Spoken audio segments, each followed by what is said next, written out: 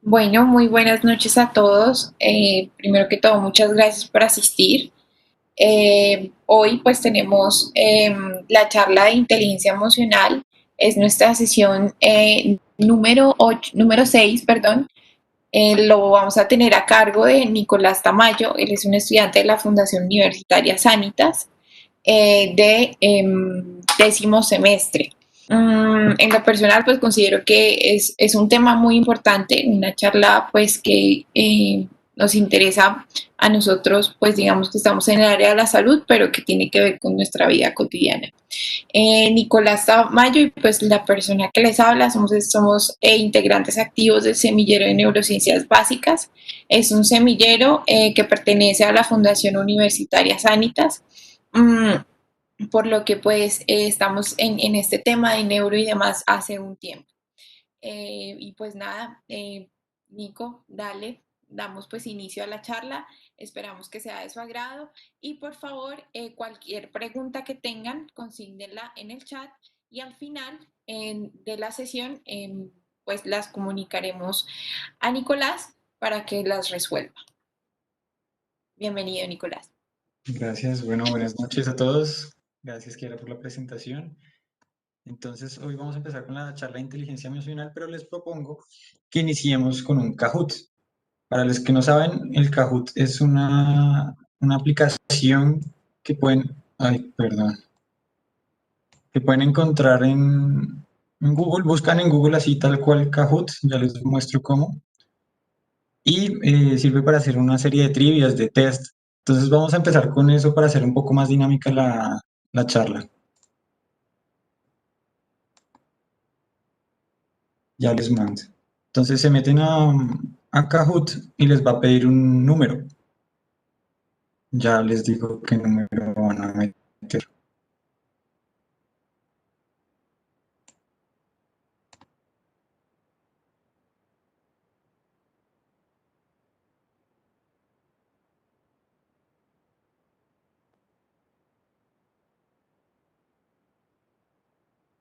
Listo. Entonces, metan ese número, por favor. Aclaro que les va a pedir el nombre, pero no tienen necesariamente que poner su nombre real, pueden poner alias, y vamos a dar un minutico para que entren los que puedan al Kahoot.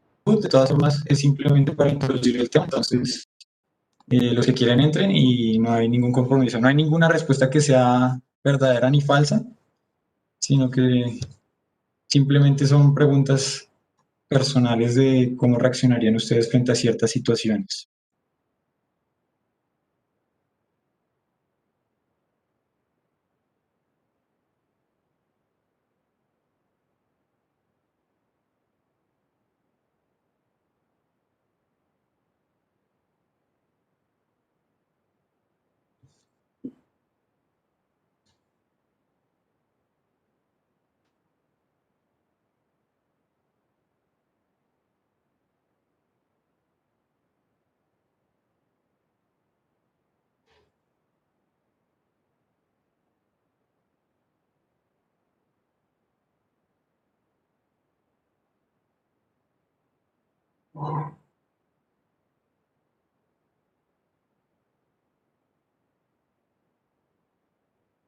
Bueno, en áreas del tiempo vamos a iniciar con los tres participantes que tenemos, cuatro. ¿Listo? Iniciamos.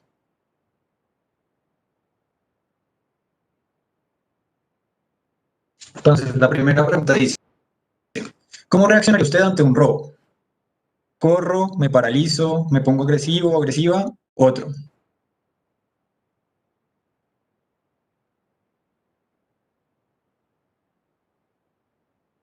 Bien. Dos se paralizan, dos otro. Siguiente. Segunda pregunta. Cuando usted está enojado, ¿usted prefiere desahogarme sacando mi rabia, alejarme de todos y seguir pensando en lo que me tiene enojado, salir a caminar para distraer la mente u otro?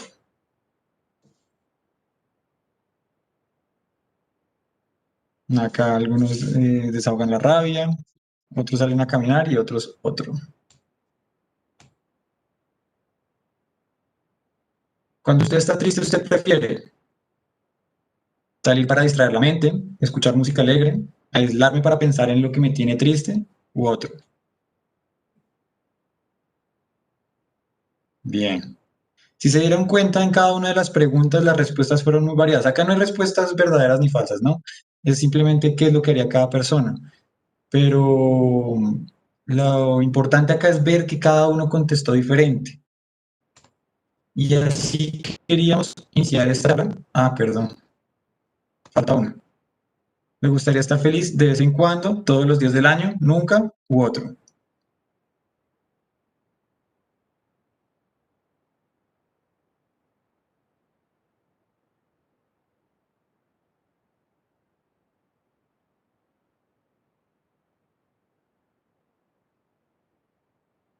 De vez en cuando, todos los días del año u otro. Bien. Esta fue la más diferente. Todos respondieron una respuesta diferente. Y es eso como queríamos iniciar esta charla. Bueno, y darle también un tiempito a otras personas que pudieran entrar. Entonces, para los que se acaban de conectar, bienvenidos a otro de nuestros Neurotalks. Gracias por acompañarnos. Mi nombre es Nicolás Tamayo, soy estudiante de décimo semestre de la Facultad de Medicina de la Fundación Universitaria Sanitas y hoy les traigo el tema de inteligencia emocional. Tal vez se pregunten por qué quise complementar inteligencia emocional de lo biológico a la vida diaria. Y es que es cierto que este es un tema que es bastante ignorado, bastante desconocido por todos, a pesar de que todos los días nosotros lo estamos viviendo. Todos los días este tema nos acompaña día a día. Para empezar, me gustaría hablar de la singularidad. Eh, la singularidad habla de cómo es, bueno, hablando de las personas, se refiere a la diferencia que hay entre todas las personas. Esto podemos hablar desde muchos puntos de vista, pero en este caso vamos a hablar desde la inteligencia emocional. Entonces podemos decir que, ¿qué es lo que nos hace diferentes? Por ejemplo, en el Kahoot, ¿qué es lo que hizo que las personas respondieran diferente?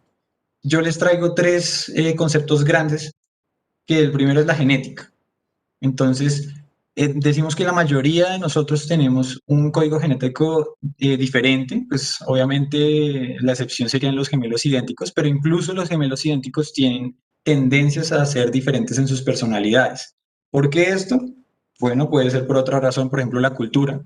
Es muy diferente la forma en la que es la cultura oriental, la occidental, por ejemplo, y dentro de cada una de estas culturas también hay muchas organizaciones pequeñas que difieren en sus costumbres, en sus normas sociales, en sus leyes, entre otras muchas cosas.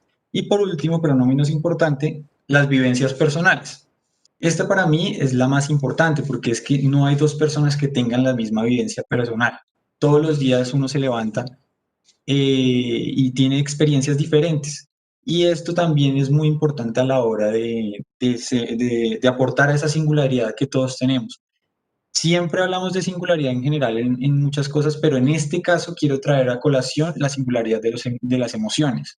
Como se dieron cuenta en el Kahoot y pues en la vida en general, uno no reacciona igual a otras personas en ciertas circunstancias. Todos tenemos respuestas emocionales diferentes y eso es algo muy importante que hay que entender para poder, digamos que uno realizarse y uno poder realmente ser acorde con la sociedad en la que vivimos. Y eso es muy importante en la inteligencia emocional. En estos días, o sea, en los últimos tiempos, la inteligencia emocional ha cobrado un papel mucho más importante. Uno de los principales autores o de los que destacan se llama Daniel Goleman, escribió un libro que se llama La inteligencia emocional.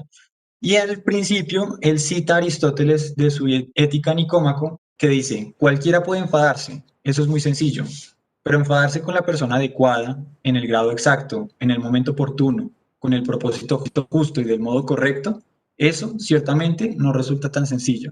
Esta frase recoge realmente muchos de los conceptos que hacen parte de la inteligencia emocional, porque ya se darán cuenta, los vamos a ir desglosando a lo largo de la presentación.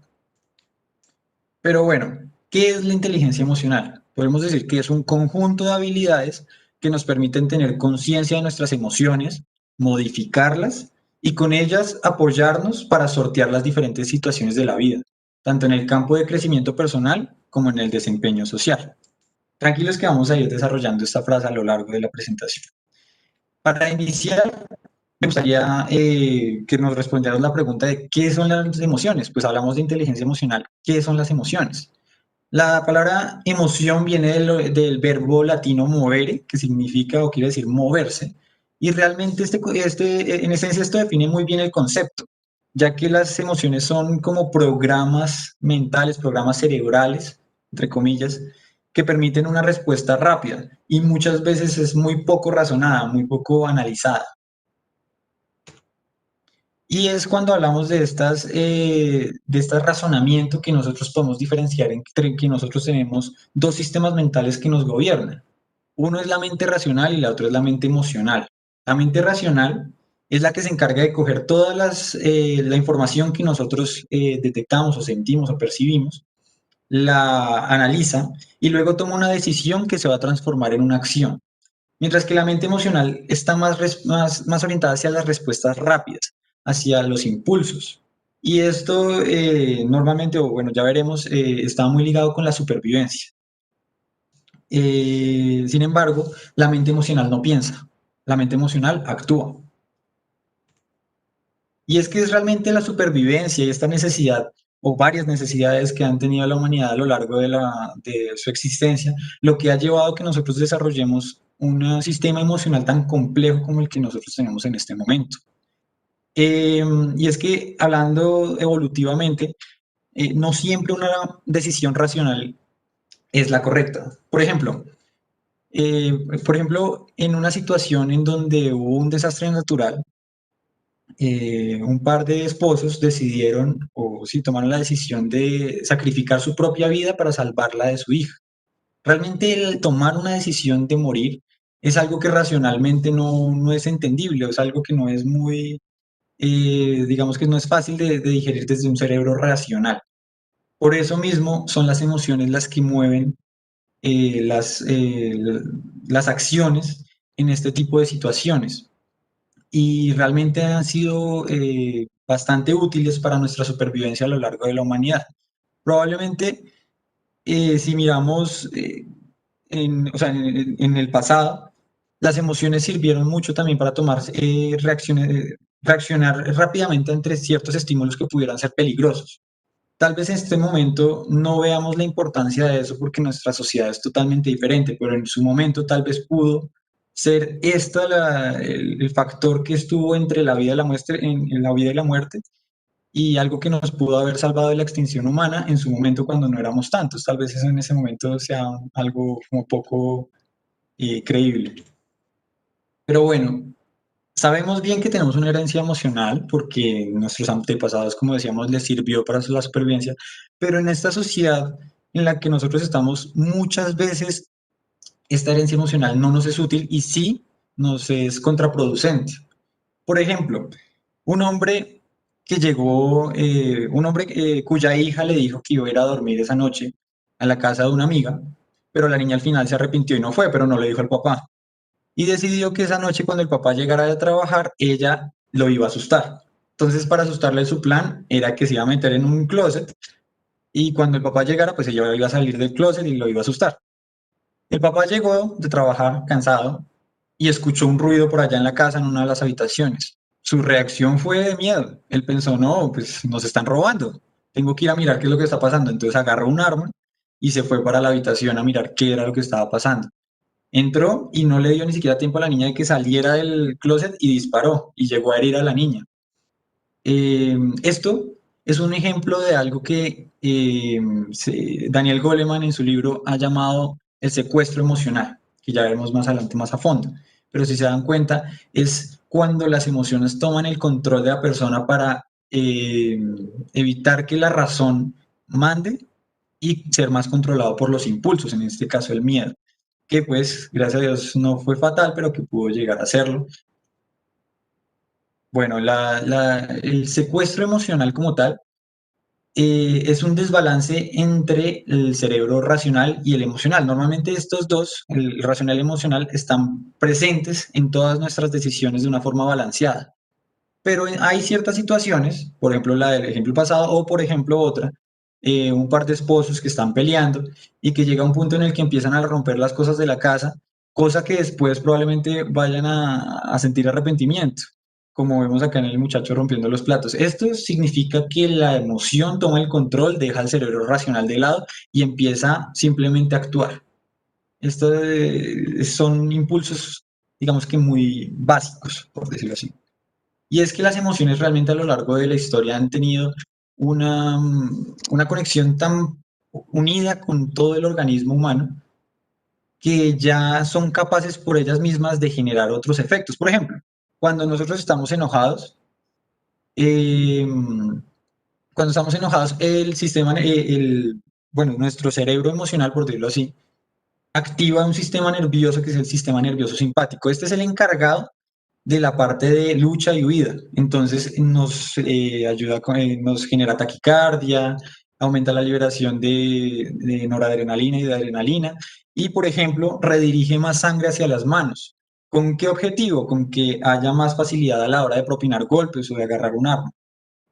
Cuando tenemos, por ejemplo, el miedo también activa el sistema nervioso simpático y también redirecciona sangre, pero esta vez hacia los miembros inferiores principalmente, para que la persona pueda correr.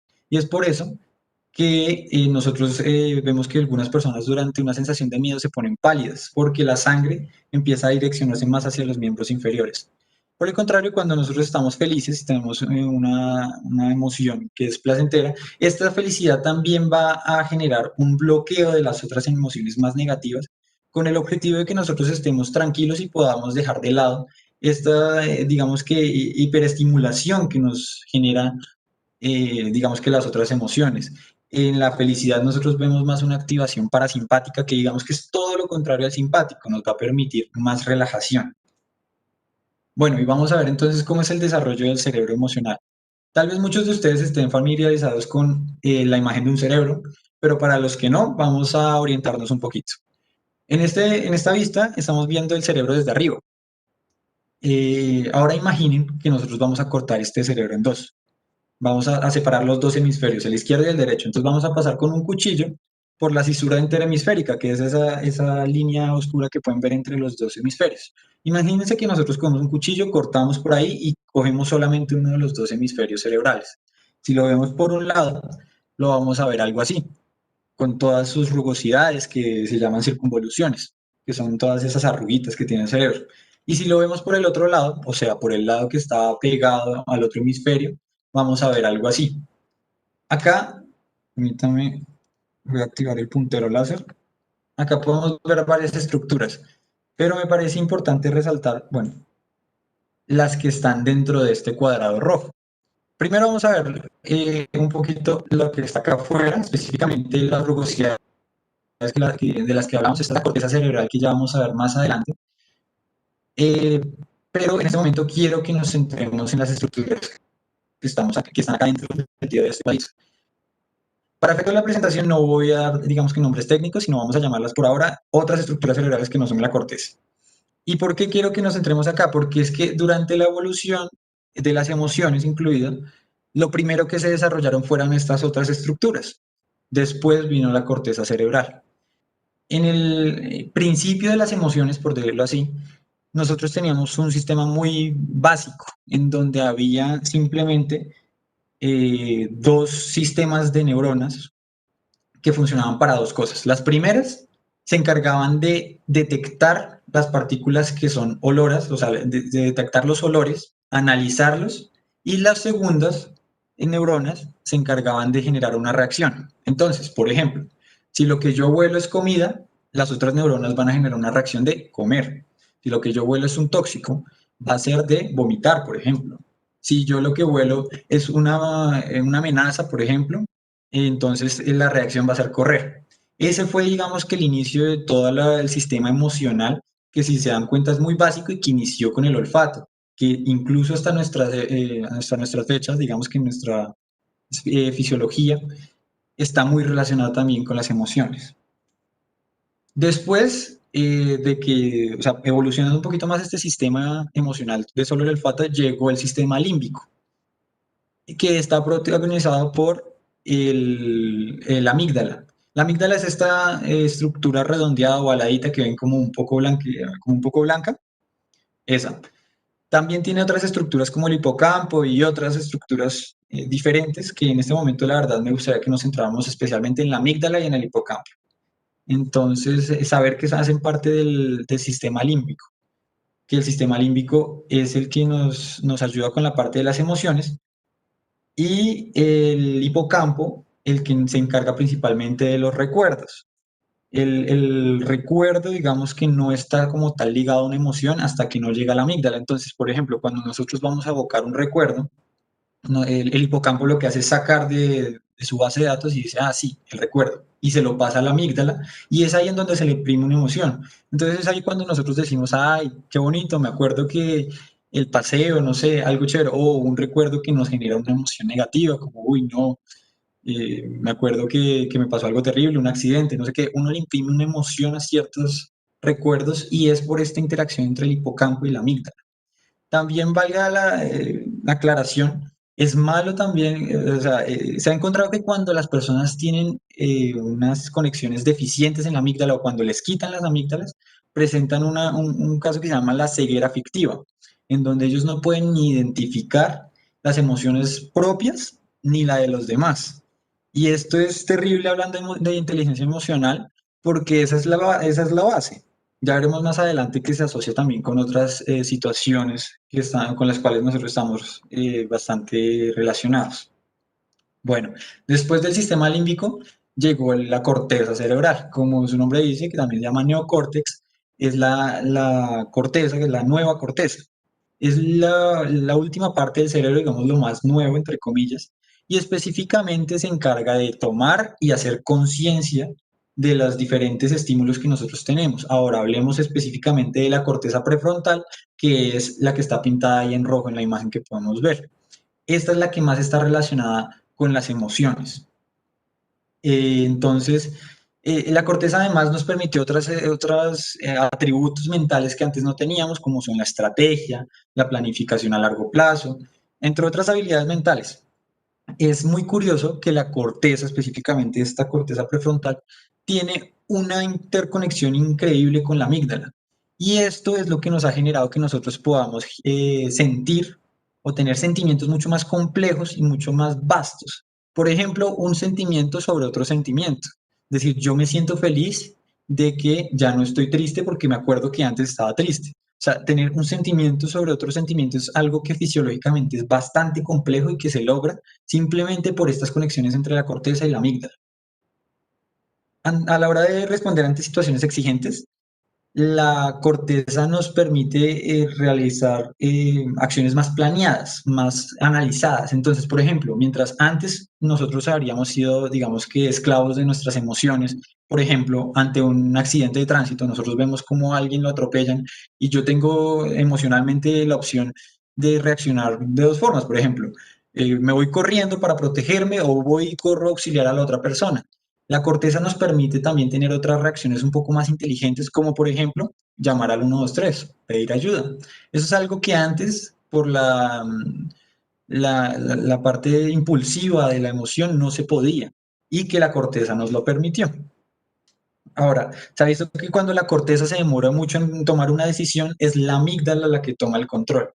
¿Y por qué pasa eso? Porque la amígdala todo el tiempo está haciendo un análisis de todo lo que nosotros estamos percibiendo. Es como si nosotros tuviéramos dentro del cerebro un policía que todo el tiempo está viendo lo que nosotros vemos, escuchando lo que escuchamos, sintiendo lo que sentimos y preguntándose de todo eso, ¿es algo que odio? ¿Es algo que temo? ¿Es algo que me puede herir?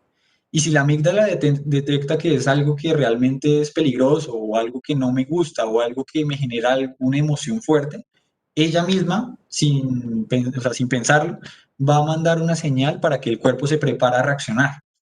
Entonces, en ese momento no solamente se va a ver eso, sino que también se va a activar todo el sistema de memoria cortical, en donde la persona va a coger todo lo que nosotros tenemos de experiencias previas para hacer una respuesta mejor, una respuesta más analizada. Entonces, como quien dice, yo no me voy a caer dos veces en el mismo hueco porque ya pasé por ahí y tengo la memoria de que eso fue así.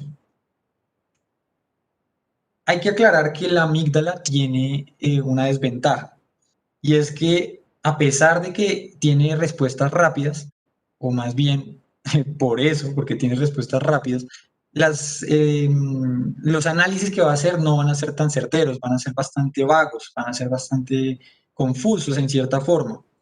Por ejemplo, la situación, les pongo un ejemplo, imagínense que están durmiendo y a la medianoche de la nada escuchan que algo se cayó y ustedes sienten como que el techo se les va a caer encima.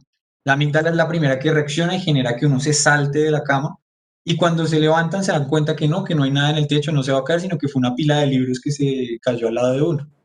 A eso me refiero con que es una respuesta un poco vaga. La amígdala no sabe que son realmente libros los que se cayeron, que eso no es ningún peligro, sino que lo único que dice es, uy, yo dentro de lo que medio escucho, siento que es peligroso, parémonos de aquí y, y reacciona. Bueno, en cuanto a, a la vía de cómo entran tradicionalmente los estímulos hacia nuestro cerebro, tenemos que nosotros, los primeros, tenemos los receptores, ¿no? Entonces, por ejemplo, los cinco sentidos, nosotros vemos por los ojos, escuchamos por las orejas, eh, y llega todo ese estímulo nervioso, sube por el sistema ascendente y llega al tálamo. El tálamo es esta figura como baladita, parece como un huevo Kinder que está acá, en esta figura parece figura azul. Llega hasta ese punto y toma otra ruta. Se va después a la corteza. En la corteza es donde se va a hacer consciente, digamos, que el estímulo. Entonces, ahí cuando llega a la corteza es que yo digo, ah, estoy viendo tal cosa o estoy oyendo tal cosa. Después se va a la corteza prefrontal en donde nosotros tomamos decisiones en base a esa información, la analizamos y por último, de esa corteza prefrontal, que acuérdense que estaba acá adelante, pasa a la amígdala, que es en donde se va a imprimir la emoción antes de que salga por una acción. Entonces les pongo un ejemplo. Yo veo una bicicleta, entonces llega esa información al tálamo, se va para mi corteza visual en donde yo la estoy viendo. Después ahí es donde yo digo, ah, sí, estoy viendo una bicicleta. Después se va a la corteza prefrontal en donde yo tomo la decisión de, venga, yo voy a montar bicicleta. Y después se va para la amígdala en donde yo le doy un toque emocional antes de salir a montar bicicleta, en donde yo digo, ah, qué chévere, voy a salir a montar bicicleta, me gusta. Esa es como la vía tradicional. Últimamente, los estudios han mostrado que hay una conexión mucho más compleja, que desde desde cuando llega la información al tálamo, no solamente se va para la corteza, sino que también se va para la amígdala. Hay unas conexiones que no son tan vastas como la de la corteza, pero que sí son importantes. Y cuando esto significa que la información al llegar al tálamo puede pasar directamente a la amígdala y la amígdala puede responder incluso antes de que la información llegue a la corteza, antes de ser analizada. Entonces, eso es, por ejemplo, lo que veíamos en el ejemplo anterior del señor, de cuando uno se levanta eh, de la cama asustado porque piensa que hay algo que le están poniendo en peligro y realmente después cuando uno se levanta y le da tiempo a la información para que llegue a la corteza le dice, no, oye, tranquilo, no es nada peligroso, son libros. Entonces es ahí cuando uno diferencia la emoción que genera una reacción y la corteza que ya genera, digamos, que una decisión más analítica. Bueno, teniendo claro cómo ya funciona la amígdala, podemos hablar de las emociones precognitivas. Estas son una propuesta que hizo el neurocientífico Joseph Ledoux, en donde decía que nosotros efectivamente tenemos estas reacciones que primero llegan a la amígdala antes de llegar a la corteza. Él daba el ejemplo, por ejemplo, él daba el ejemplo de una mesera que estaba atendiendo en el restaurante, llegaba a una mesa, cogía 6 platos, los ponía en su bandeja y cuando se disponía a llevarlos a la cocina, así de reojo vio que en la puerta había una pelirroja con un vestido rojo que se parecía mucho a una mujer, a la mujer que le había quitado a su marido. Y antes de reaccionar, y no era parecida, pero no era la misma persona. Antes de pensar siquiera cualquier cosa, reaccionó y botó los platos, obviamente sin querer. Ese también es, digamos que el centro de estas emociones precognitivas, en donde nuestra amígdala reacciona incluso antes de lo que nosotros lleguemos a racionar, porque ella probablemente después, si no hubiera reaccionado ahí, se habría dado cuenta que esta mujer no es la misma que le quitó el marido. Otro ejemplo es una mujer que estaba muy nerviosa porque su hija de 4 años era la primera noche que iba a pasar fuera de casa, se iba a quedar en donde una amiga. Y la mujer, o sea, esta señora estaba súper preocupada, pero demasiado preocupada, estaba súper ansiosa, temía que cualquier cosa le pudiera pasar a su hija. Y mientras estaba cepillando los dientes antes de irse a dormir, sonó el teléfono. Claro, la señora salió corriendo, cogió el teléfono, contestó alarmadísima pensando en su cabeza de cualquier cosa mala que le pudiera estar pasando a su hija y contestó, aló, aló, ¿qué le pasó a Jessica? Que se llamaba su hija. ¿Cómo está? ¿Está bien? O sea, esa fue su primera reacción. Después se dio cuenta que era un teléfono equivocado y ahí fue cuando la corteza empezó a planear, digamos que lo que estaba bien para decir, o sea, las decisiones correctas en cuanto a lo que tenía que hacer. Entonces ahí fue cuando dijo, no, qué pena, ¿a quién necesita? Ese es otro ejemplo de cómo funcionan las emociones precognitivas. Otro órgano muy relacionado con las emociones es el sistema, con el sistema límbico es el hipocampo. Como ya veíamos, es el sistema encargado de las memorias. Además de lo que les contaba, de que es el que le pasa después la memoria a la amígdala para que ella le dé un toque emocional, también funciona al revés. Es curioso porque cuando nosotros tenemos una vivencia, entre más intensa sea una emoción en ese momento, más detalle vamos a guardar, con más detalle vamos a guardar ese recuerdo. Por ejemplo, imagínense que ustedes van conduciendo un carro y van detrás de un carro lento y quieren adelantarlo. Y a la hora de adelantar, por X o Y razón, no calculan bien o algo pasó, se estrellan. Ese proceso es tan emocionalmente intenso que ustedes se van a acordar de qué color era el carro, cuál era la placa, de qué tamaño era la acera, con quién venían, cuál era el acompañante, en fin, se van a acordar muy bien de las cosas. E incluso después de que ya pasó el accidente, meses, años después, ustedes cada vez que vayan a intentar volver a adelantar, la amígdala les va a enviar un recordatorio de ansiedad o de, sí, como de precaución, de ansiedad, que cada vez que ustedes vayan a volver a intentar adelantar un carro, le va a decir, ojo, acuérdese que usted ya se estrelló, entonces uno va a estar como más nervioso a la hora de intentarlo de nuevo. Como ya vimos, la corteza cerebral es específicamente la prefrontal, es muy importante para todo este proceso emocional, pero estudios han mostrado que hay una gran diferencia entre la corteza prefrontal izquierda y la derecha. Eh, Se ha visto que el lado derecho es la sede de sentimientos negativos como el miedo y la agresividad, mientras que el lado izquierdo es el que los controla. O sea, no, tiene no es positivo como tal, sino que controla las emociones negativas. Además de esto, este lado izquierdo no solamente va a controlar a su contralateral de la corteza, sino que también va a controlar las emociones de la amígdala.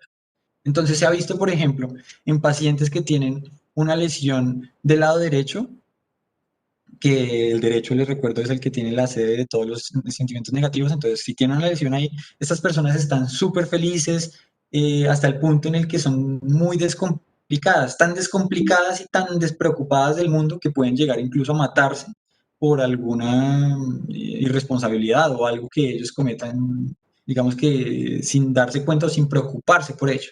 Mientras que en pacientes que tienen lesiones del lado izquierdo, se vieron que estos pacientes tenían tendencias mucho más depresivas, mucho más iracundas. Estas personas, por lo mismo, digamos que nos permitieron estudiar las funciones de los dos hemisferios y digamos que determinar que estas eran sus funciones.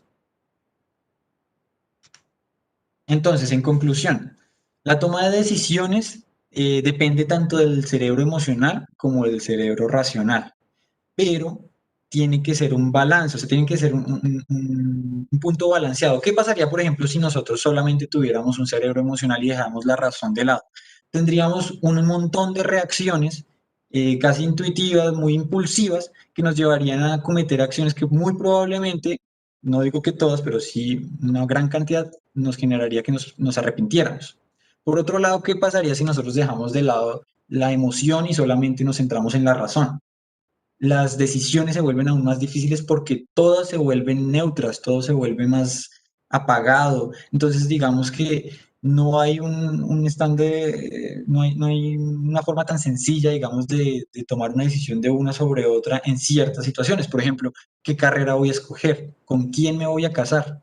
En estas situaciones, digamos que la razón como tal no es, digamos que la que debería mandar solamente. Entonces, conclusión, para uno tener una, una vida, o digamos que tomar decisiones de la forma más acertada, lo mejor es tener un balance entre estas dos. no dejar de lado ni la razón ni la emoción. Hay personas que piensan que si son muy racionales y poco emocionales van a estar mejor y es equivocado. Esto también hay que recalcarlo. Bueno, las emociones son en una gran proporción, como nosotros veíamos al comienzo, son únicas para cada persona y en parte esto es debido también a la niñez, a lo que nosotros desarrollamos a lo largo de la niñez. Durante el crecimiento, durante el crecimiento del niño, la amígdala madura un poco más rápido y está pendiente de toda la información emocional que se pueda captar para usos futuros. Entonces, el niño, digamos que va a ser como, coloquialmente muchos han escuchado, una esponja que va a estar absorbiendo toda la información emocional que se le dé alrededor, que se le enseñe, que se le demuestre con el ejemplo. Y por eso es que muchas veces uno escucha que los traumas de la infancia son los más difíciles de corregir, porque en este momento es cuando el cerebro hasta ahora está iniciando y está cogiendo, digamos que las bases emocionales que el niño va a usar cuando crezca.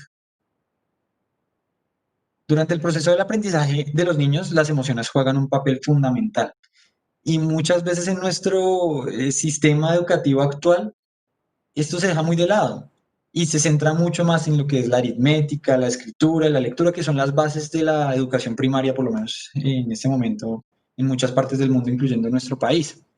David Goleman propone que si realmente el colegio quiere ayudar a los niños a obtener las habilidades necesarias para la vida, se debe incentivar a que estos niños desarrollen todas sus capacidades. Y esto se hace de una forma, digamos que más empática y más intentando que los niños se sientan bien y que se sientan animados a estar satisfechos con lo que hacen. Esto es muy importante. Bueno, tal vez muchos conozcan el término de coeficiente intelectual. Coeficiente intelectual es una medida, sí, es una medida que se inició en el siglo pasado para intentar estimar el grado de inteligencia de una persona. Esto tiene, digamos que muchos pros y contras, pero digamos que para la exposición de hoy nos vamos a centrar simplemente en la tendencia que tienen muchos a pensar de que las personas con más coeficiente intelectual van a tener un mayor éxito en su vida.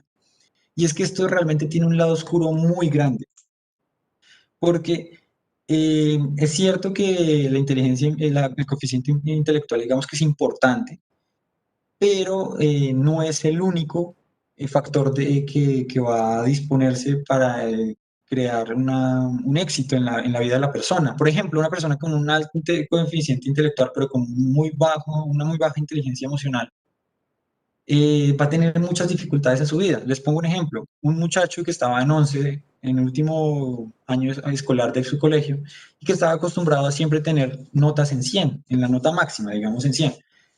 El último bimestre de 11, un profesor le puso un 80 y el muchacho estaba furioso y se fue a hablar con el profesor para preguntarle que por qué le había puesto esa nota, que si se la podía subir, que necesitaba ese 100. ¿Por qué? Porque es que él era un muchacho que estaba aspirando a ingresar a las mejores universidades, entonces no se conformaba con un 80. El profesor le dijo que no le podía cambiar la nota, le explicó el por qué, y el muchacho, ni corto ni perezoso, se dejó llevar de sus emociones, estaba en ese momento con una furia muy grande y agarró al profesor a golpes. Esto le costó no solo la entrada a una universidad prestigiosa porque le hizo, digamos que un tachón ahí actitudinal, sino que también a largo plazo va a ser dañino para su vida. Uno ve mucho que las personas con una alta inteligencia emocional tienen una tendencia o una facilidad para interactuar con otras personas que en este momento y en este mundo social en el que nosotros nos desarrollamos es muy importante. Por eso es que es muy fácil ver que hay personas con un alto coeficiente intelectual trabajando para personas que tienen un coeficiente intelectual más bajito que ellos, pero con un alto grado de inteligencia emocional. Bueno, a lo largo de la historia, los científicos siempre han estado buscando, digamos, investigar acerca de la inteligencia en general. Y uno de ellos es el psicólogo Howard Gardner, que propuso la teoría de las inteligencias múltiples, en donde dividió la inteligencia en general en 8 habilidades. en donde nosotros vamos a rescatar para esta revisión la interpersonal y la intrapersonal, que son las que se relacionan con la inteligencia emocional. Para estas dos, el señor Peter Salovey, también un psicólogo estadounidense, cogió estas dos, digamos que habilidades intelectuales que propuso Gardner y las redujo a 5 habilidades que son el centro y los 5 pilares de la inteligencia emocional, en donde están el conocimiento de las emociones propias, la capacidad para controlar las emociones, la capacidad para motivarse uno mismo, el conocimiento de las emociones ajenas, que es también conocido como empatía, y el control de las relaciones. Entonces, iniciamos. El primero es el conocimiento de las propias emociones.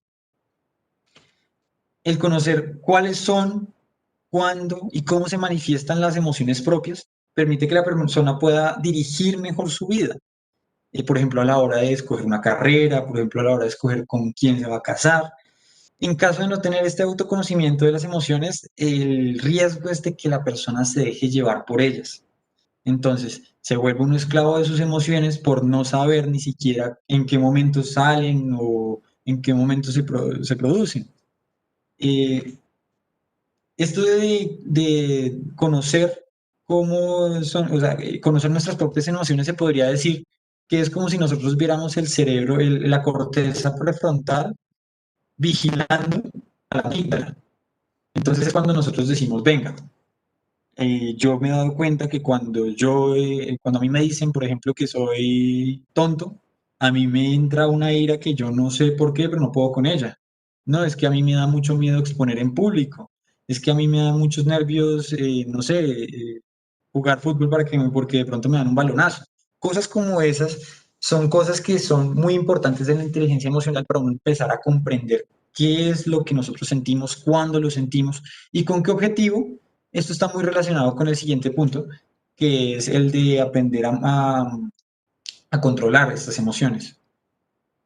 John Mayer, un terapeuta estadounidense, proponía que en este sentido hay 3 tipos de personas. Una persona que está consciente de sí misma y que es capaz de modular o moderar sus emociones dependiendo de la situación. Una persona que es bastante libre en cuanto a la toma de decisiones, no depende realmente de sus emociones y puede, digamos que vivir tranquilamente. La otra es una persona que está atrapada en sus emociones. Las emociones en general lo desbordan. Entonces es una persona que realmente no sabe cuándo, pero ni por qué, ni cómo, pero siente y tiene unos ataques emocionales un poco más fuertes porque ni siquiera es consciente de cuándo ocurren, entonces no sabe en qué situaciones, digamos que va a ser peor. Y otra persona es la que acepta resignadamente sus emociones. Esta persona sí conoce sus emociones, pero decide voluntariamente no salir de ellas. Por ejemplo, una persona que decide voluntariamente no salir de la tristeza, quiere entonces estar en un estado mantenido de tristeza permanente. Y esto también es dañino, porque como veremos más adelante, necesitan estar en un balance y cada una de ellas tiene una razón de ser. Las personas incapaces de describir sus emociones se llaman alexitímicas. La alexitimia es un término que acuñó, que introdujo el doctor Peter Sivneos en 1972 y consiste en la persona que no tiene la capacidad de reconocer sus propias emociones. En ese momento el doctor Cisneros propuso que eso se daba por una desconexión entre la corteza y la amígdala, lo cual en este momento pues cala perfecto con la teoría que tenemos acerca de cuáles son las conexiones que hay dentro del cerebro para producir, digamos que esta conciencia de las emociones propias. Eh, el hecho de no reconocer las emociones, como ya vemos, también genera problemas a la hora de tomar decisiones. Lo que hablábamos, esto se vuelve como un sesgo. Entonces, digamos que nos podemos volver demasiado, demasiado racionales. El segundo es la capacidad para controlar las emociones. Esta es una habilidad que se basa en mantener un equilibrio entre las emociones. No es bueno siempre tener los sentimientos positivos, ni es bueno siempre tener los sentimientos negativos. La clave para un verdadero bienestar es tener un balance, saber equilibrar bien la vida emocional propia. Y esto se basa mucho en lo que veíamos anteriormente, en saber cuáles son mis emociones, cuándo las siento, en qué momento, cuáles son los detonantes, etcétera. Entonces, lo más importante en este caso no es saber huir de las emociones, no es saber escapar de las situaciones, sino saber modular, saber graduar la intensidad, la duración del evento, de la emoción que estamos sintiendo, los extremos. Por ejemplo, para evitar que una tristeza se nos vuelva una depresión, para evitar que un miedo se nos convierta en una ansiedad crónica, o para evitar que un enojo se nos vuelva en una ira desenfrenada que no podemos controlar. Hay que esclarecer en este punto que parte del reconocimiento de las emociones también incluye el reconocer cuando uno necesita ayuda, cuando uno realmente no es capaz de controlar las emociones y realmente necesita acudir a un profesional, bien dígase psicólogo, bien dígase psiquiatra, etcétera, que nos ayude para poder, digamos que, llegar al control de esas emociones. Entonces, iniciemos con el enojo. El enojo es una emoción bastante seductora porque genera bastante euforia, genera bastante energía, o sea, es bastante energizante. Incluso podríamos decir que la persona se siente bien cuando se enoja. Pero al mismo tiempo tenemos que decir que es una emoción bastante caótica y difícil de controlar, pero se puede frenar si desde el principio se tiene la voluntad. Me explico. Imagínense ustedes que están conduciendo y de repente se les atraviesa un carro y casi los estrella, no los estrella, pero casi. Lo que a ustedes les va a generar la rabia no es el hecho de que se les haya, digamos que, atravesado. Eso les va a generar un miedo, un impacto, una ansiedad. Lo que les va a generar el enojo son los pensamientos que llegan después de esa acción. Por ejemplo, después de que se le mete, entonces uno empieza a pensar, uy, pero ¿por qué se me metió? ¿Será que me está retando? ¿Será que quiere pelea?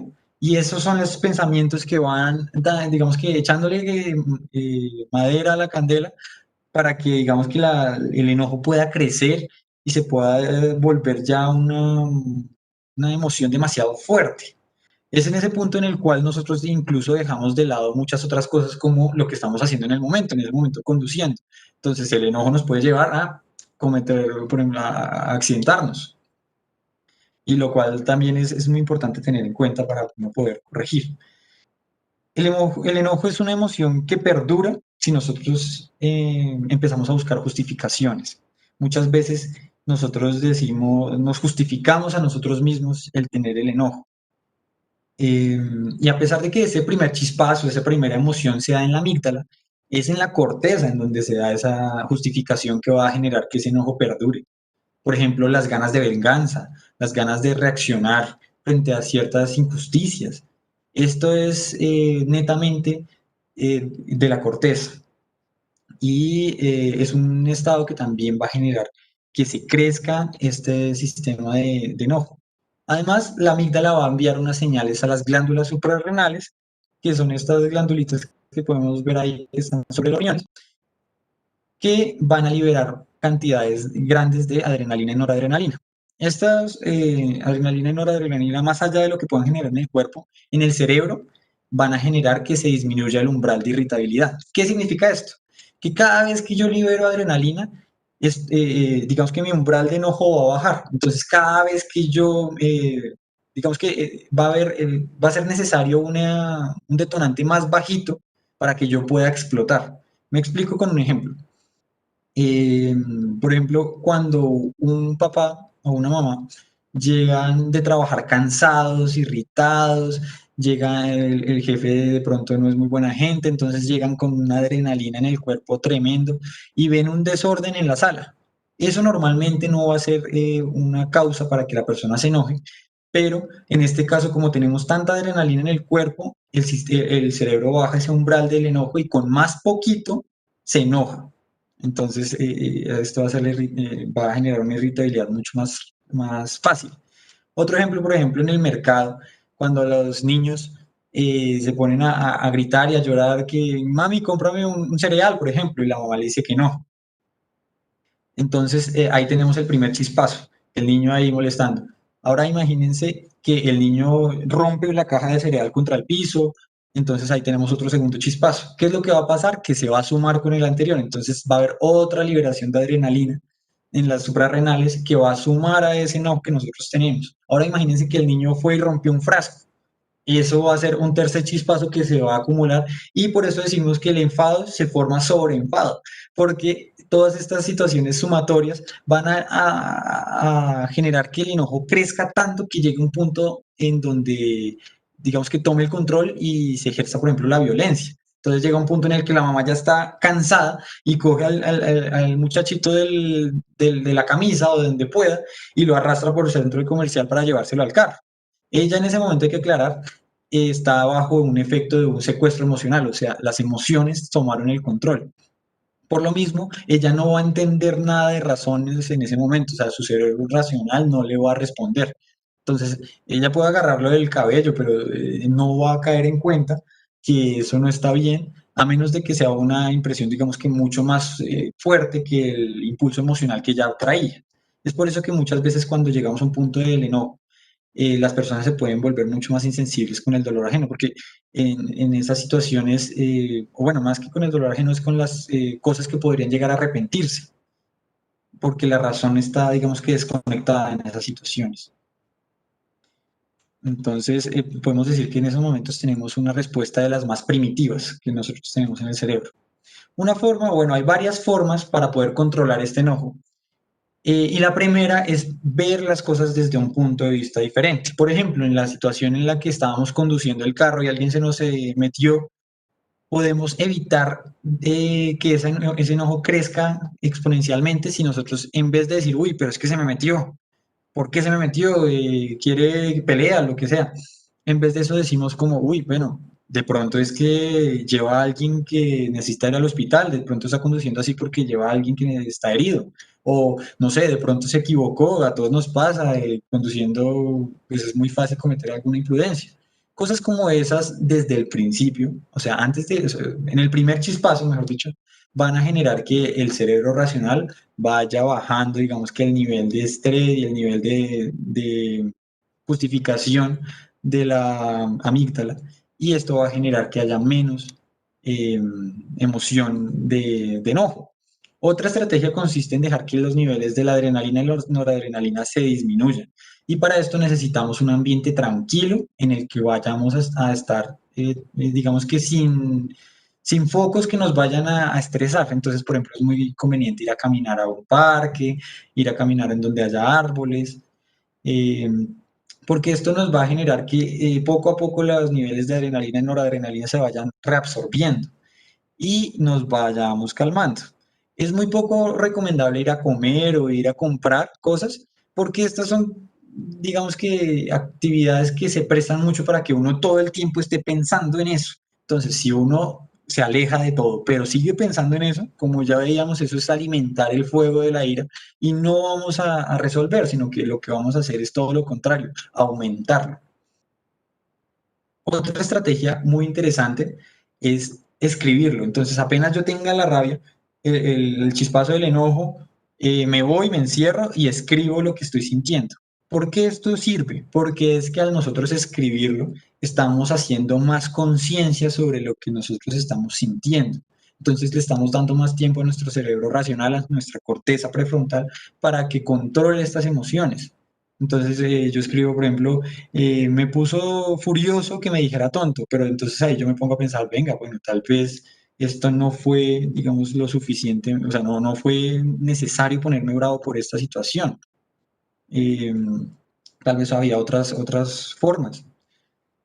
Hay muchos tabús acerca del enojo. Por ejemplo, uno dice que es bueno dejarnos desahogar, sacar el enojo, como llaman muchos la catarsis, y esto es bastante contraproducente realmente, porque como veíamos, si nosotros dejamos salir este enojo, lo que vamos a hacer es aumentar el grado de enojo, porque el enojo es sumativo. Entonces nosotros vamos no sé, a golpear una pared, a golpear algo, a gritar, lo que sea, y lo que vamos a hacer, contradictoriamente a lo que se piensa popularmente, es aumentar los grados de estrés, aumentar los grados de adrenalina y pues por lo mismo perpetuar el enojo. Hay otras personas que dicen, no, yo nunca me voy a enojar, eso es malo, yo no me quiero enojar, eso, mejor dicho, no, nunca. Y eso también es malo, porque el enojo, al igual que las otras emociones, tienen su razón de ser. Entonces, en este caso, el enojo nos va a proteger frente a situaciones, por ejemplo, de injusticias, en donde nosotros tengamos que hacernos valer de, por ejemplo, la autoridad cosas como estas también, digamos que van a ser los últimos recursos en cuanto a lo que nosotros nos pueda herir en muchas situaciones. Otra emoción que es importante controlar es la ansiedad. La utilidad de la preocupación es darnos a nosotros una especie de ensayo o de un simulacro de esas amenazas que realmente no han ocurrido y que nos puede ayudar a generar soluciones. Por ejemplo, cuando yo estoy nervioso, por ejemplo, por un examen, es porque me estoy imaginando durante el examen que no sé qué es lo que me están preguntando o me estoy imaginando perdiendo el examen y me estoy imaginando las consecuencias que eso trae. Entonces, esa preocupación lo que está haciendo es darme a mí una, digamos que una oportunidad para, en este caso, por ejemplo, estudiar para el examen, en otras ocasiones, pues para prever lo que necesito hacer, o lo que necesito, valga la redundancia, prevenir para evitar un riesgo. Entonces, eh, tenemos que tener en cuenta que eso es muy útil hasta ese punto. Pero cuando la ansiedad se prolonga o se vuelve ya un proceso más crónico, se puede volver algo patológico, se puede volver ansiedad crónica o incluso una fobia, como hay muchas, la fobia social, la fobia a las alturas, la fobia a las arañas. Entonces, hay que tener muy en cuenta eso. La ansiedad normalmente tiene dos manifestaciones. Una es la manifestación cognitiva, que consiste en todos los pensamientos que nos están pasando por la cabeza cuando tenemos esa ansiedad, y otra es la somática, que son ya las manifestaciones físicas de la ansiedad. Entonces, si nosotros perpetuamos esa ansiedad, podemos tener, por ejemplo, insomnio, podemos tener sudoración, como acá, como el muchacho de la imagen, y manifestarlo, digamos, en otras situaciones. Hay una secuencia de la preocupación en donde lo primero que va a pasar es que nosotros vamos a tener un pensamiento inicial de que puede haber una amenaza potencial o algo que está generándonos un riesgo. Después, si dejamos que eso crezca, vamos a generar una imagen de una catástrofe, algo que realmente nos puede generar una ansiedad, y esa ansiedad ya va a generar efectos físicos que nos van a sumergir en un periodo de angustia prolongada en donde se nos van a desatar incluso otras preocupaciones y nos vamos a afectar en nuestra vida diaria. Entonces eso se va a prolongar y nos va a generar un proceso que es muy parecido a una bola de nieve, donde nosotros vamos aumentando este sentido de preocupación hasta que llegamos a un punto que ya es patológico. Hay que tener cuidado porque hablan mucho de que la ansiedad suele ser también muchas veces adictiva para muchas otras personas. ¿Cómo esto puede ser adictivo? Porque hay muchas personas que se sienten seguras, digamos que estando todo el tiempo preocupadas de lo malo que les puede pasar. Esto realmente se ha visto que genera un efecto en el cerebro que es como muy mágico, por decirlo así, y que va a generar un efecto que tiende a ser adictivo. Entonces hay que tener cuidado porque estos patrones también se pueden prolongar y ya también pueden afectar la calidad de vida de la persona. Hay muchas formas, digamos, de acabar con esta ansiedad. El principal, o bueno, uno de los principales estrategias es cambiar el foco de atención. Entonces, es importante primero hacer digamos que un análisis a conciencia de uno mismo y decir, venga, ¿cuáles son las situaciones? ¿En qué momentos que yo estoy sintiendo como ese miedo? ¿En qué momentos que yo estoy sintiendo como esa fobia? Y ya en base a eso, entonces, lo primero es que tenemos que, digamos que enfrentarnos a nosotros mismos y decirnos, venga, ¿será realmente necesario sentir lo que estoy sintiendo frente a esto? O sea, ¿será que realmente es un riesgo? ¿Será que no hay otra opción? ¿Cómo actúan las otras personas frente a esta situación? ¿Será que yo puedo superar este momento de ansiedad? ¿Será que no es mejor yo bajar esos niveles de ansiedad y poco a poco, digamos que haciendo conciencia y haciendo, digamos que esa retroalimentación, uno puede ir controlando muchos grados de esa ansiedad que puede sí, volverse, digamos que patológica? a- digamos que coadyuvante con esto podemos también utilizar métodos de relajación, de respiración, etcétera, que también son muy útiles para bajar los síntomas somáticos, los síntomas que se generan en el cuerpo. Y así poco a poco uno puede también llegar a calmar un poco esto. También valga la aclaración en este caso, hay muchos casos en los que la persona no puede controlar la ansiedad y ya requiere de tratamiento especializado. Entonces, muy importante también es ser consciente de eso y pedir ayuda, ir a consulta, ir a donde el especialista, que es algo que muchas veces por muchos tabús se deja de hacer. Uy, perdón, acá se me fue la imagen de los criterios. Bueno, hablemos de la tristeza. La tristeza muchas veces es un sentimiento del cual las personas se quieren despojar rápido, pero también tiene su utilidad.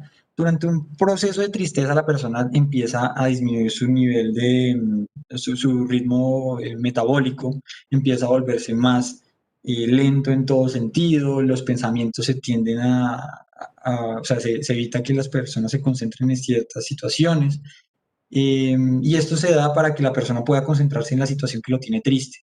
¿Por qué? Porque esta situación, por ejemplo, una pérdida de un ser querido, realmente es un momento trascendental en la vida.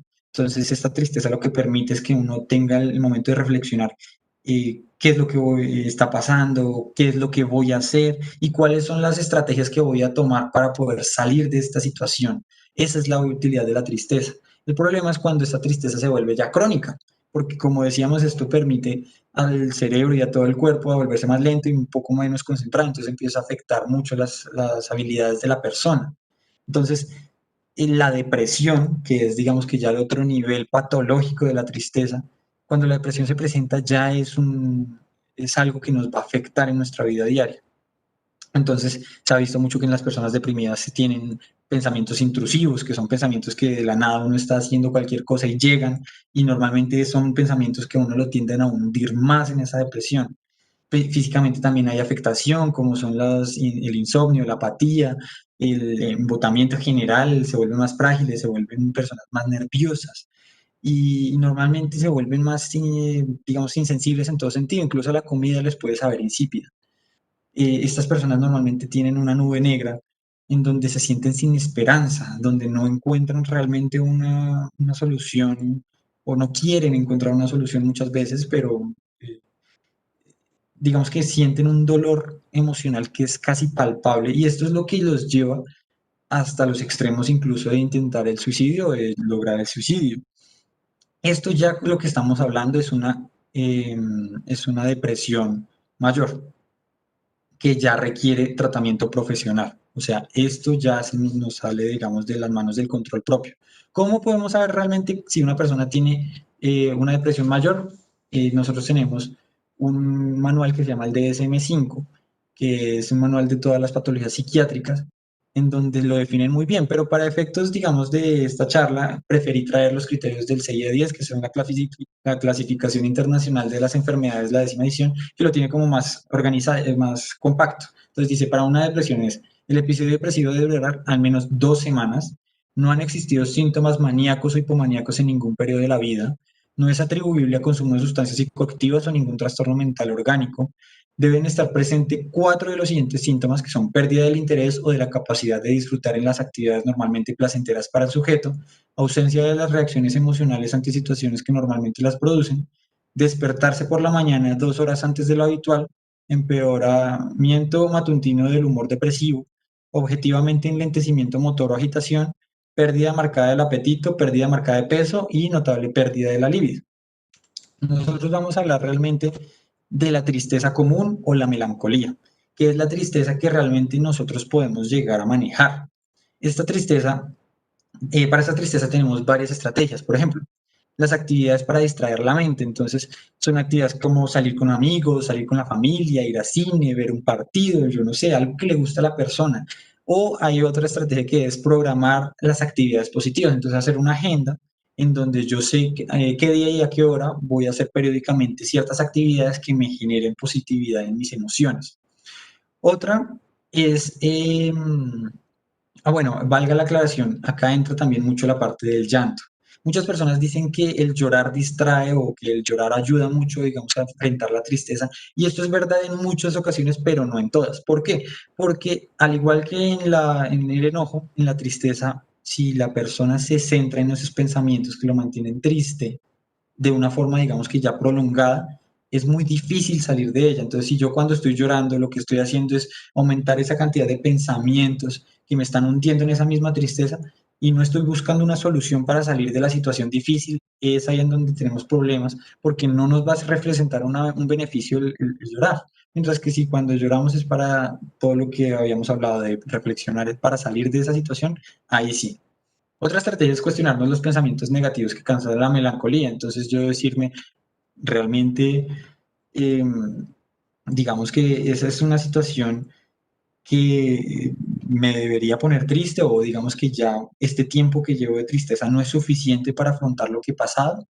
Cosas como esas, o digamos que afrontar la validez de la situación, esto es muy dependiente de la situación, pueden ayudar un poco a ciertas personas y en ciertas situaciones a manejar esta tristeza. El ejercicio se ha visto también como un factor muy benéfico para manejar la tristeza, no solamente porque cuando hacemos ejercicio liberamos endorfinas, que son eh, sustancias endógenas que nos van a hacer sentir más alegres, sino también porque durante los periodos de tristeza nosotros tendemos a tener un metabolismo bajo y a tener un lentecimiento. Si nosotros hacemos ejercicio, vamos a acelerar un poco el metabolismo y vamos a engañar al cuerpo.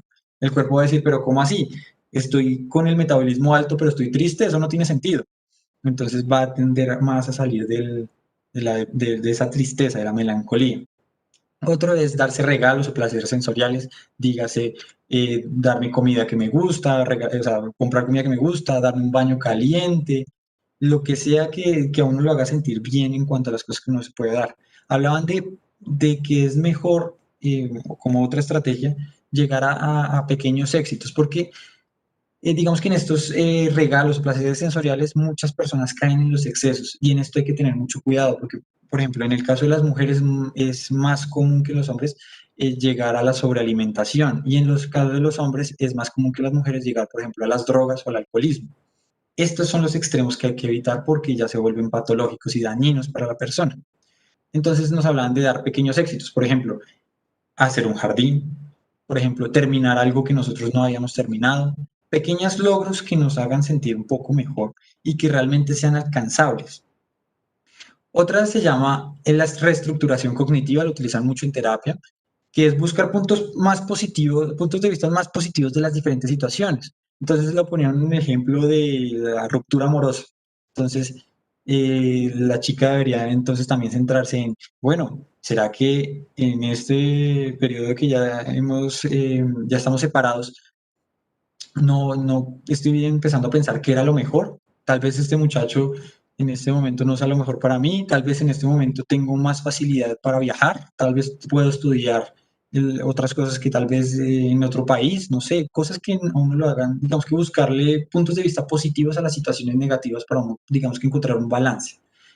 Cosa curiosa, el ayudar a los demás se vio como un factor muy importante o un factor muy benéfico a la hora de tratar esta tristeza común, y la oración, más que todo para las personas que tienen, digamos que una convicción religiosa. El tercero es la capacidad de motivarse uno mismo. El autocontrol emocional, que es la capacidad de demorar la gratificación, de demorar ese premio y sofocar o digamos que calmar esa impulsividad que muchas veces uno tiene, es una capacidad muy importante para lograr resultados sobresalientes en cualquier área de la vida. Para esto hicieron un estudio, un experimento muy interesante. Cogieron niños de 4 años. El experimentador les dejó un dulce en la mesa y les dijo, mira, tenemos dos opciones. Yo voy a salir 20 minutos. Si tú te comes el dulce, apenas yo salga, está bien, te lo puedes comer. Pero si tú esperas y no te comes ese dulce hasta que yo vuelva en 20 minutos, yo te doy otro dulce. Ahí se vieron resultados muy variados. Se vieron niños que apenas se iba el investigador, cogían el dulce y se lo comían, y se vio otros que sí esperaron a que llegara el experimentador y obtuvieron los dos dulces y se los comieron. Lo interesante de este experimento es que a los 10 años, o sea, cuando los niños ya tenían 14, volvieron a mirar a estos niños a ver qué tal les había ido en la vida, qué era lo que había pasado con ellos. Y se vio que ellos tenían unas habilidades psicosociales superiores, ellos tenían, digamos, unas habilidades que eran mucho más sobresalientes que las otras. Les leo, digamos así, textualmente qué es lo que decía, porque me pareció súper interesante. Decía, tenían habilidades psicosociales superiores, eran más competentes socialmente, mayor eficacia personal, más emprendedores y capaces de afrontar las frustraciones de la vida. Eran adolescentes poco proclives a desmoralizarse, estancarse o experimentar algún tipo de regresión ante situaciones tensas. Adolescentes que no se desconcertaban ni se quedaban sin respuesta cuando se les presionaba. No huían de los riesgos, sino que los enfrentaban e incluso los buscaban, con gran confianza en sí mismos y en sus compañeros. Eran honrados y respetados, tomaban iniciativa y se metían en todo tipo de proyectos. Y después de 14 años seguían siendo capaces de demorar su gratificación en busca de sus objetivos.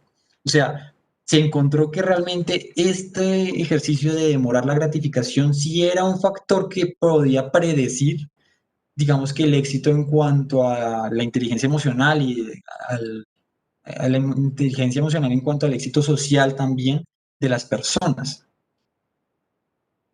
Eh, la ansiedad es una emoción que puede ser, dependiendo de la intensidad, benéfica o contraproducente para realizar las actividades cognitivas. Cuando se tiene una ansiedad o sea, cuando se tiene una ansiedad excesiva, esta ansiedad nos va a quitar, digamos que espacio cerebral o función cerebral, por lo cual nosotros no nos vamos a concentrar en lo que estamos haciendo. Si nosotros tenemos una ansiedad demasiado baja, pues no vamos a encontrarle un gusto, una razón de ser o una razón, una motivación tan grande para llegar a iniciar proyectos o hacer alguna tarea. Es por eso que se habla que a la hora de la ansiedad se debe buscar una ansiedad moderada. Esa ansiedad que a uno lo llega a motivar o que lo lleva a, a ayudar a impulsarse hacia cumplir una meta, hacia cumplir una tarea, pero que tampoco se va para ninguno de los dos lados. Esto es muy útil y es una emoción que nosotros podemos utilizar mucho a nuestro favor si la sabemos controlar. La memoria va muy ligada a las emociones. Cuando se está feliz, la memoria tiende a evocar momentos felices que a uno lo tienden a sacar más hacia la felicidad. Por el contrario, cuando uno está triste, la memoria tiende a evocar momentos tristes que a uno lo tienden, digamos que a empujar más hacia la tristeza. Se ha visto que en los momentos de felicidad las personas son más creativas. Por ejemplo, lo hicieron un ejercicio, un experimento en donde cogían personas y las ponían a ver dos películas. Una era de terror y otra era cómica. Cuando salieron, les dieron una vela, unas puntillas y un tablero de corcho y les dijeron, mire, ingéniese la forma de pegar la vela al tablero para que la vela pueda encenderse. Y se vio que las personas que estaban felices eran mucho más creativas, encontraron formas más innovadoras que las que estaban después de la película de terror. Esto también la felicidad favorece a la confianza a la persona, hace que se plantee retos y que además los cumpla, que es algo también muy importante. Mientras que las personas tristes, digamos que tienden a estar un poco más cerradas. Acá podemos hablar también de dos conceptos que son bastante importantes, que son el optimismo y el pesimismo. La persona optimista en sus decisiones va a ser muy diferente que la pesimista y esto es muy importante porque esto va a marcar una diferencia monumental en cómo la persona va a vivir y en cómo la persona va a desarrollar sus éxitos o sus fracasos a lo largo de la vida y cómo va a reaccionar en frente a ellos. Y esto pues obviamente va a abrir puertas o va a cerrar puertas en muchas situaciones. Entonces la persona optimista, por ejemplo, frente a un fracaso, va a ver una oportunidad. Va a decir, ah, bueno, fracasé, voy a coger esto que fracasé, miremos qué es y lo corregimos para que la próxima vez nos vaya mejor. Mientras que el pesimista va a decir, frente a un fracaso, no, yo no puedo, esto fracasé es porque yo soy así, yo no puedo mejorar, yo soy como soy y no hay forma de salir de esta situación. Entonces nos damos cuenta que, digamos que ese optimismo y ese pesimismo son una brecha en donde las personas tienden a irse o por un lado o para el otro y eso también va a, digamos que a modificar mucho hacia dónde vaya la vida de una persona u otra. El cuarto es el conocimiento de las emociones ajenas, también conocido como la empatía. Esta es una habilidad fundamental. Permite que las personas, digamos que capten o analicen señales de mensajes emocionales que dan las otras personas de manera no verbal. Por ejemplo, la inflexión de la voz, por ejemplo, las expresiones corporales, por ejemplo, la brusquedad de un gesto. Y muchas veces esto se capta de forma inconsciente. O sea, realmente no siempre se hace consciente el entendimiento de la otra persona. Entonces, hablaban de que esta es una habilidad que está muy relacionada con ciertas profesiones, que se le da, que digamos que es muy benéfica en ciertas profesiones en donde encontramos, por ejemplo, los negocios, las ventas, la docencia, la medicina, en general, las que tienen un acercamiento con otras personas. Eh, para poder entender las emociones de las demás personas, enfatizaban mucho que es muy importante también conocer los propios. Ya veremos más adelante casos de los que no. Ay, no se puso. Bueno, en los niños, eh, la empatía se empieza a ver casi que desde nacimiento. Es algo muy curioso. Cuando el bebé es menor de 1 o 2 años, él tiende a ver a otra persona, por ejemplo, a otro niño que está llorando y se pone a llorar. Él ve a un niño que se machuca y él se mete su manito a la boca, porque en este momento el grado, digamos que de empatía no permite diferenciar las emociones del otro de las propias. Entonces, digamos que todo es un uniforme. Cuando cumplen el año o los 2 años, los niños empiezan a diferenciar esas emociones propias de los demás y empiezan a volverse más, digamos que empiezan a tener más esa capacidad de ayuda de los demás. Por ejemplo, daban ejemplo un niño que ve a otro llorando en el parque y intenta calmarlo. Y para calmarlo hace lo que él conoce que es necesario para calmar a un niño, que es trae a su mamá y le pide que por favor calme al que está llorando. Estas son acciones que se ven mucho en los niños y por eso es que se ve que desde el principio nosotros tenemos una aptitud social. Ahora, de ahí en adelante, la, la empatía va a depender mucho de lo que el niño vea, de lo que el niño aprenda, de lo que se le enseñe, porque no es lo mismo, digamos, en una situación hipotética, que digamos, yo estoy con un niño, el niño bota una piedra, lo que sea, una pelota para atrás, y le cae en la cabeza a otro niño que estaba ahí. No es lo mismo que yo como adulto le diga, ay, mira, le pegaste a otro niño, vamos a burlarnos de él. No es lo mismo que, a que yo le diga, ay, ven, vamos a ayudarlo.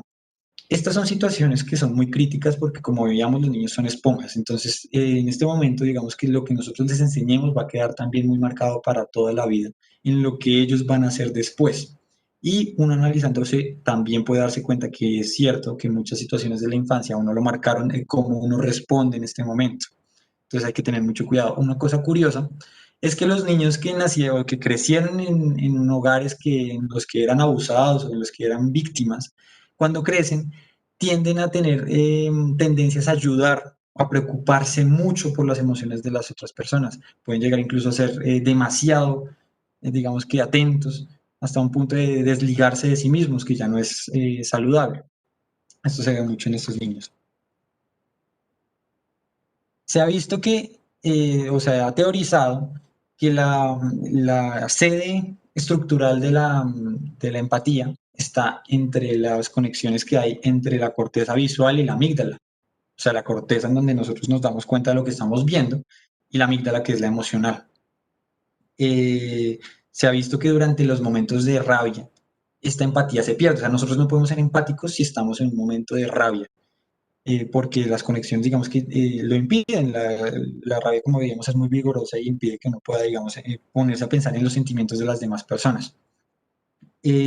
Teniendo en cuenta que esta empatía se basa en intentar entender las emociones y intentar comprender el dolor ajeno, se ha teorizado que esta es la base de la moral, realmente.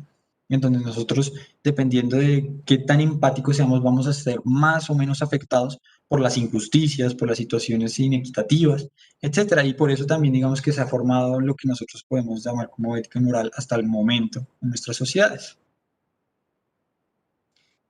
Eh, Habíamos hablado de que las personas que no tienen esta empatía pueden tener ciertos patrones y esos patrones se han visto mucho, por ejemplo, en psicópatas, por ejemplo, en hechos de violencia, en violadores y muchas veces no es necesariamente por un daño estructural. Valga la aclaración, un psicópata muchas veces, no todas, tiene un daño estructural en su cerebro que le impide, digamos que, sentir esa empatía. Pero muchas otras personas, digamos que utilizan o digamos que están influenciados bajo otros mecanismos. Por ejemplo, un violador, que eso se ve muy favorecido en esta sociedad actual, que es muy individualista, en donde las personas cada vez están volviéndose más cerradas a abrirse a las demás personas un violador se empieza a mentir a sí mismo, de tal forma que lo que él se dice es que él no está haciendo mal. Por ejemplo, una frase que algunos dicen es, no, pero es que a las mujeres les gusta que las violen, o no, es que yo no estoy haciendo nada malo, es que yo le estoy dando cariño a mi forma. Cosas como esas llegan al cerebro del violador de tal forma en que logran mentirse y sentirse que no están haciendo nada malo. Por eso mismo se ha hecho una terapia que ha sido muy, muy, muy buena con violadores, que se trata de exponerlos a los testimonios de las víctimas de violaciones con pelos y señales. O sea, ahí es donde la víctima dice realmente qué es lo que sintió, asco, miedo, etcétera. Y con estas situaciones o esta, digamos que empatía forzada, por decirlo así, el violador se da cuenta que lo que él se estaba diciendo a sí mismo eran mentiras y ha llegado a ayudar a la rehabilitación de muchos de ellos, porque no es lo mismo tener una conciencia que uno le esté diciendo todo el tiempo que esto no está bien, a que uno se esté mintiendo y uno esté pensando que lo que uno está haciendo realmente es bueno. Entonces esto ha ayudado mucho a las personas. También valga la aclaración, lo que hablábamos de los psicópatas que tienen un daño estructural, se ha estado estudiando a lo largo de muchos años si existe un gen, un daño, una deficiencia, una lesión que sea común en todos los ladrones, en todos los violadores, en todos los psicópatas, y eso es un mito. O sea, hasta el momento no hay evidencia que lo compruebe y por lo tanto tampoco digamos que es algo lo que deberíamos creer, esa teoría. El quinto y último es el control de las relaciones. Esto se basa en la habilidad de relacionarnos adecuadamente con las emociones ajenas. Estas son personas que normalmente son reconocidas porque son líderes, porque son muy populares o porque realmente tienen una buena habilidad con las otras personas. En nuestra sociedad actual, muchas veces por conveniencia, porque nos enseñaron, nosotros tendemos a esconder muchas veces nuestras emociones reales para ser convenientes, para caer bien, para, digamos que quedar bien. Por ejemplo, cuando a uno le dan un regalo que a uno no le gusta y uno de todas formas dice, ay, muchísimas gracias, está muy bonito, me encantó. Cosas como esas, digamos que son máscaras que uno se pone para evitar mostrar realmente las emociones. En este momento hay un concepto que se llama movilización emocional, que consiste en el contagio de las emociones. Tal vez ustedes hayan experimentado esas emociones que son tan contagiosas que uno termina, digamos que, acogiéndolas. Por ejemplo, el típico amigo que uno tiene en el grupo, que es el que recocha, el que es como más empático, el que es más extrovertido, que es más alegre, y que así uno esté, digamos que un poco aburrido, esté un poco triste, cuando llega él, uno tiende a coger como algo de esas emociones uno propio.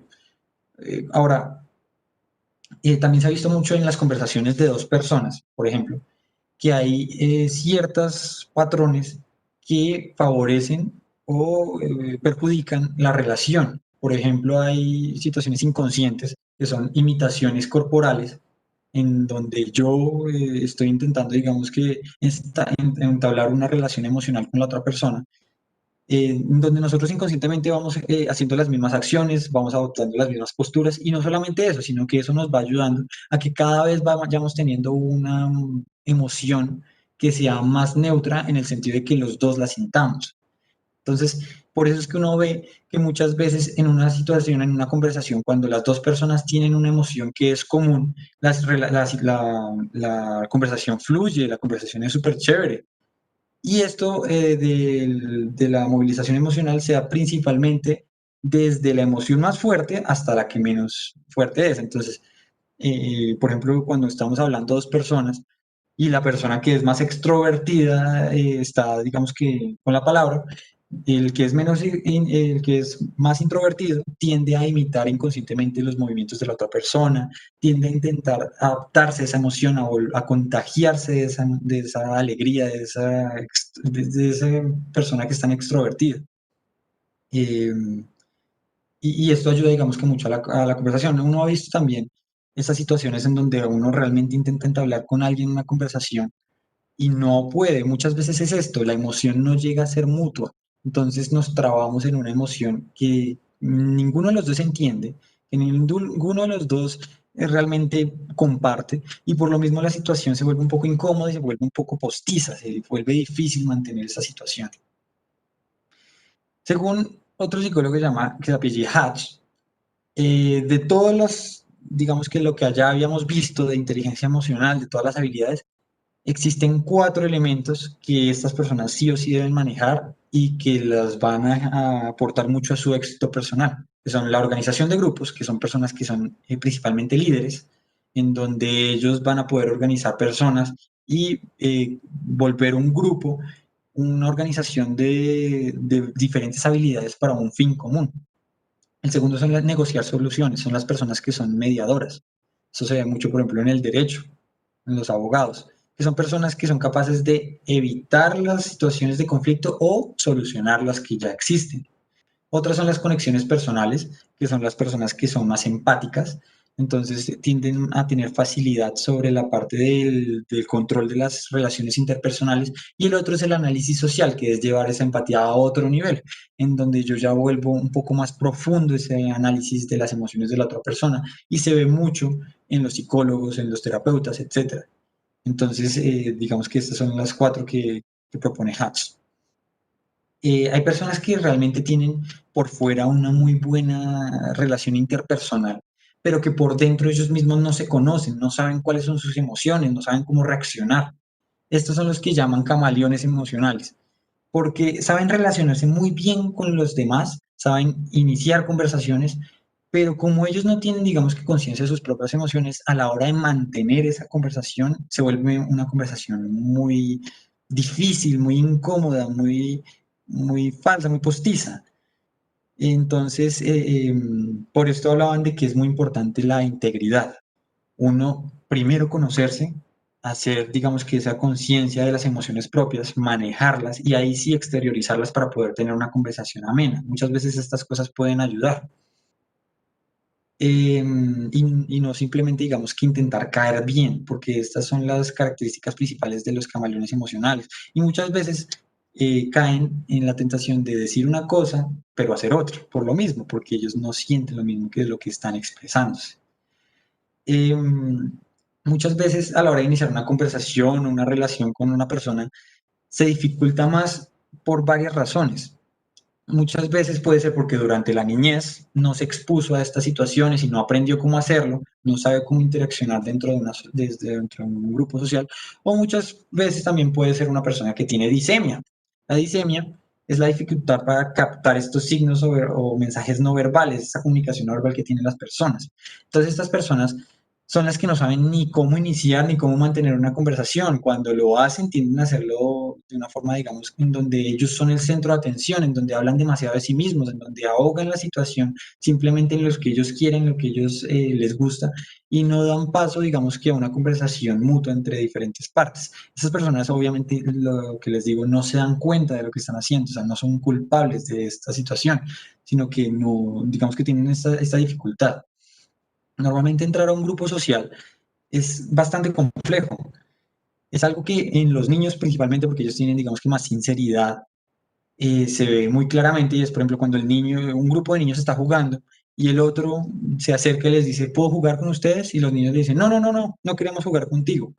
Esa situación, digamos que en la adultez se ve un poco más matizada por las situaciones sociales y las normas sociales en donde nosotros crecimos, pero se dice que principalmente hay 2 razones por las cuales una persona puede ser rechazada dentro de un grupo social, y es que intenta asumir el mando muy rápidamente, o sea, llegar a mandar, o es que no se sintoniza en el marco de referencia del grupo, o sea, y llega a cambiar el tema, llega a intentar cambiar las cosas, llega a intentar a borrar todo lo que se hizo para iniciar otra vez de nuevo, está en desacuerdo con los demás, no apoya las opiniones de los demás y piensa que las suyas son las únicas que valen. Cosas como estas son las que muchas veces chocan a la hora de entrar en un grupo social y son las que hay que tener en cuenta para uno analizarse y poder, digamos, que cambiarlas.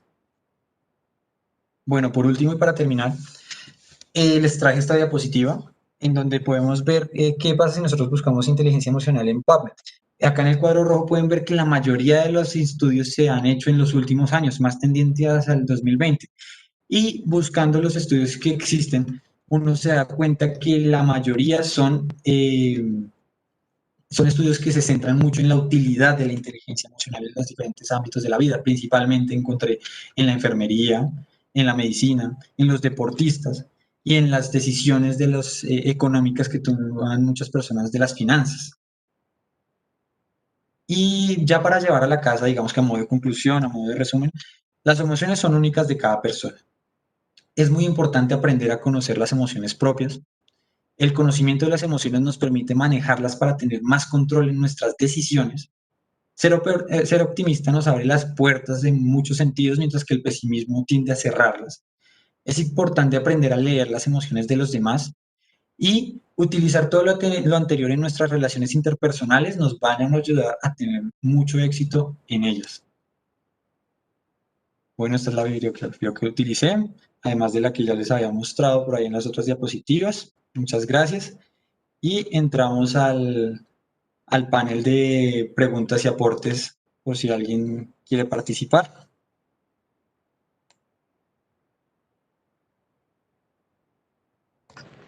Bueno, vale, Nico, muchísimas gracias por esa presentación. Estuvo muy interesante, con un gran contenido. Y ya aquí por internet entonces tenemos las preguntas, tenemos algunas preguntas que nos han llegado. Ya las estoy sacando. Listo. La primera pregunta sería, tengo una duda desde hace tiempo. ¿Los que consultan al psiquiatra son solo los locos? Uy, buena pregunta. Este es un tabú muy generalizado entre muchas personas. Uno tiende a pensar que los que van al psiquiatra solamente son los que tienen, los locos, los que llaman por ahí, pero es algo que es una mentira. Los psiquiatras son personas, son médicos, empezando por ahí, que están encargados o digamos que están especializados en todas las patologías que nos puedan afectar de forma mental. Dentro de eso también tenemos los trastornos emocionales como por ejemplo la depresión. Entonces, en estas situaciones en donde nosotros no podemos controlar las emociones es muy importante y es bastante útil la ayuda de un psiquiatra. Por lo mismo es muy importante romper esta cadena de tabú en donde se piensa que solamente los locos van al psiquiatra. No, todos tenemos en algún momento derecho a ir al psiquiatra porque es que realmente ese es un apoyo que muchas veces necesitamos y no nos damos la oportunidad por ese mismo miedo a que a uno lo llamen loco.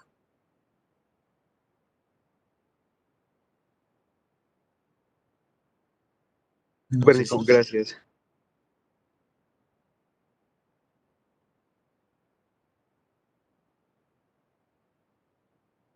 Bien.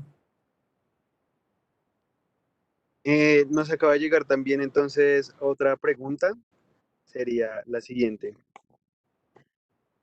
No, la persona que nos escribió no entiende si la ansiedad es algo bueno o es algo malo, entonces le gustaría que nos pudiera aclarar pues ese término. Bueno, como habíamos visto, la ansiedad es una emoción que tiene su razón de ser.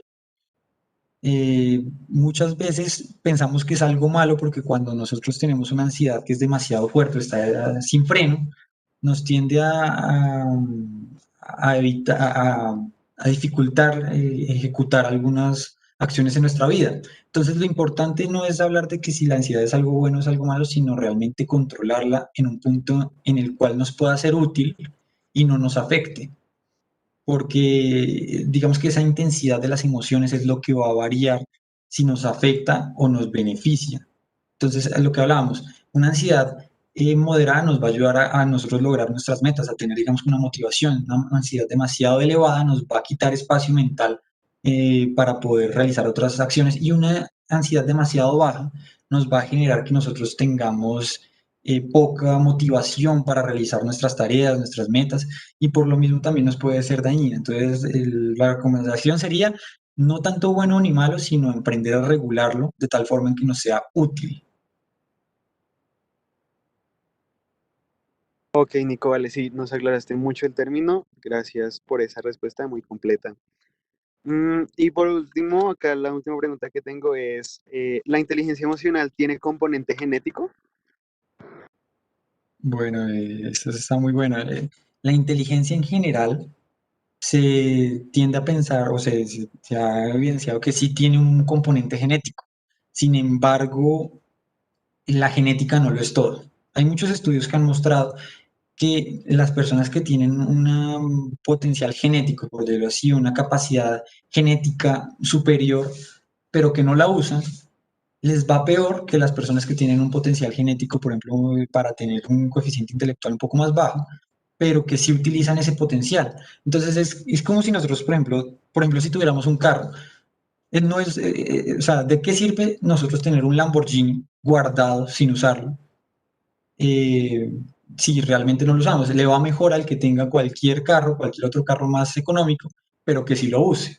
En ese sentido, lo importante no es tanto pensar en si es genético, sino aprovechar esas potenciales que se tienen para explotarlos y digamos que también que nos sean de utilidad para nuestros fines personales. Muy bien, estuvo muy interesante esa pregunta y la respuesta, genial. Listo, en el chat de aquí de la presentación tenemos algunas preguntas adicionales. ¿Hay manera de establecer una diferencia entre depresión por factores biológicos y la de características más sociales? Pues, o sea, eh, es, o sea, nosotros lo que al enfrentar a un paciente, nosotros nos enfrentamos a lo que nosotros podemos ver, lo que nosotros podemos preguntarle, lo que él nos puede hacer saber de lo que está pasando en su vida. Entonces nosotros hasta ese momento sabemos que tiene depresión y digamos que hasta ese punto es en donde nosotros empezamos a intervenir. Más allá, obviamente me imagino que existen las formas de saber si ya existe una depresión más biológica y eso normalmente se sospecha es cuando la depresión es como más atípica. ¿A qué me refiero con esto?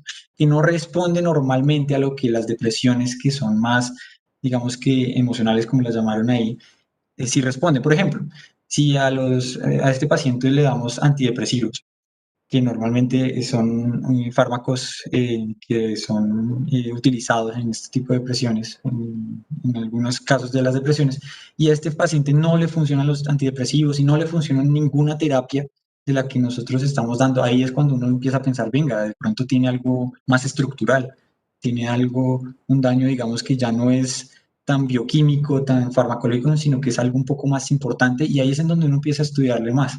Entonces sí habría la forma, pero no es lo primero que uno sospecha. En medicina uno escucha mucho que cuando uno escucha un animal corriendo, con pisada fuerte, uno primero piensa en caballos que en cebras, o sea, primero pensar en lo que es más común y después sí empezar a pensar en otras posibilidades. No sé si con eso logré responder. Sí, Nico, según yo, perfecto. Vale, entonces, y tenemos una última pregunta que es, ¿cómo podría afectar, no, perdona, hay un fenómeno que es la sinestesia. ¿Cómo podría este fenómeno afectar el desarrollo de la inteligencia emocional? Mm, No entiendo, o sea, yo sinceramente ahí no he leído mucho acerca de la sinestesia. Por lo menos no podría, digamos que, dar una respuesta en cuanto a este fenómeno. Entiendo yo que también es un fenómeno sensorial más, digamos que enfocado hacia la sensibilidad y por lo mismo creo que eso se relaciona más con cómo nosotros podemos interpretar los fenómenos externos que cómo nosotros podamos darle una carga emocional. O sea, digamos que toda la vía de conducción de la información es muy importante para cualquiera de los procesos que nosotros vayamos a llevar. Entonces, si nosotros no tenemos el sustrato con el cual podamos analizarlo y tomar decisiones, pues tampoco le vamos a dar una carga emocional para poder, digamos, expresarla y generar una acción. En ese sentido, digamos que no es directamente la afección a la inteligencia emocional, porque no está afectando, digamos que directamente los centros de la emoción, pero indirectamente sí nos afectaría porque estamos teniendo un problema a la hora de detectar o analizar los percepción de los estímulos externos. Más allá no sabría qué decir, la verdad. Listo, Nico, súper, muchas gracias también por esa respuesta. Y bueno, yo sé que había dicho que esa era la última pregunta, sin embargo nos llegó ahora sí la última. Esta sí es verdad la última, pero está muy interesante. ¿La inteligencia emocional tiene lateralidad? Bueno, es una buena pregunta. La inteligencia emocional es un conjunto de habilidades, acordémonos, en donde nosotros tenemos la capacidad de controlar nuestras propias emociones, ser conscientes de ellas y utilizarlas para nuestro bien, para nuestra utilidad, valga la redundancia. En ese sentido, no tendría una lateralidad. Lo que sí tiene una lateralidad son las emociones o cómo nosotros las podemos entender. Lo que hablábamos hace un tiempo, de que en la corteza prefrontal se ha visto que el lado izquierdo inhibe al derecho y el derecho tiene una tendencia más a hacer de emociones negativas. Entonces, en ese sentido, si nosotros tenemos un daño en el lado izquierdo, tendríamos un daño sobre el control o inhibición de las respuestas negativas del lado derecho y también perderíamos un control perderíamos esa inhibición que tiene ese lado sobre la amígdala.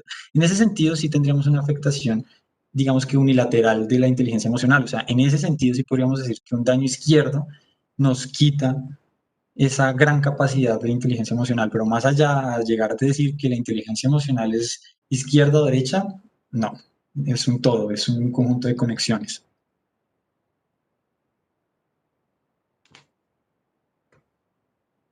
Nico, muchas gracias por esas respuestas, estuvieron muy interesantes. Ya con esto concluiríamos el panel de preguntas y aportes. Muchas gracias a todos los participantes y a los asistentes a este encuentro.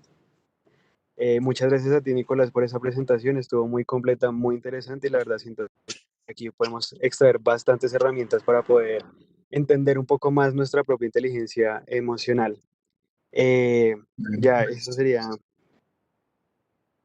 Bueno, Sebastián, antes de terminar, queríamos recordarles que nos pueden encontrar en nuestras redes sociales. Si alguien tiene alguna otra pregunta, duda o simplemente nos quiere escribir por alguna razón, este es nuestro correo, neurofus@gmail.com. También nos encuentran en Facebook, en nuestra página de Facebook como Semillero de Neurociencias Básicas FUS, en Instagram como Neurociencias Básicas y en YouTube para que puedan volver a ver cualquiera de las charlas que hemos tenido o si quieren ver el en vivo, pueden entrar, nos encuentran como Semillero de Neurociencias Básicas FUS.